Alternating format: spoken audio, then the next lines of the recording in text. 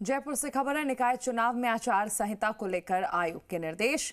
309 नगरीय निकाय में आचार संहिता लागू होने के बाद सख्ती। आचार संहिता में छूट और स्पष्टीकरण के मामले अब सीधे आयोग को नहीं भेजे जाएंगे। पहले मुख्य सचिव स्तर पर होगी मामलों की जांच। मुख्य सचिव की मंजूरी के बाद ही आयोग को भेजे जाएंगे प्रकरण। विभागों को अपनी स्पष्ट टिप्पणी के साथ भेजनी होगी मूल पत्रावली। आयोग के जारी निर्देशों के मुताबिक ही होगी छूट और अनुमति वाले मामलों की जांच। समय सीमा वाले मामलों को लेकर भी आयोग ने विभागों को चेताया है। 7 दिन की समय सीमा वाले प्रकरण पहले ही भेजने होंगे मुख्य सचिव को। निस्तारण की समय सीमा से 1 सप्ताह पहले देनी होगी सूचना। 19 अगस्त को निकाय चुनाव की घोषणा के साथ ही लागू हुई आचार संहिता।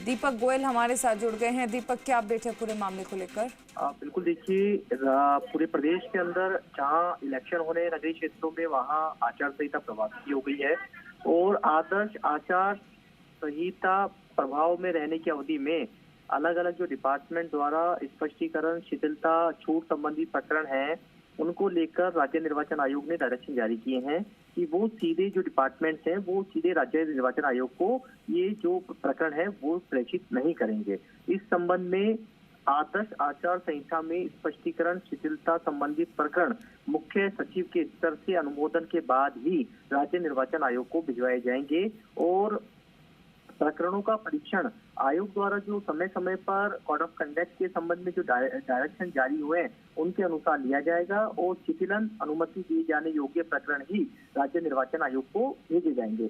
सभी विभागों को ये कहा है कि वो सुनिश्चित कर लें कि वो अपनी मूल पत्रावली मुख्य सचिव कार्यालय में ही भेजें और जो प्रकरण आप भेज रहे हैं चाहे वो शिथिलन का हो या अनुमति का हो या फिर स्पष्टीकरण का हो, उसकी जो पूरे प्रकरण की स्पष्ट टिप्पणी के साथ ही उनको भिजवाया जाए।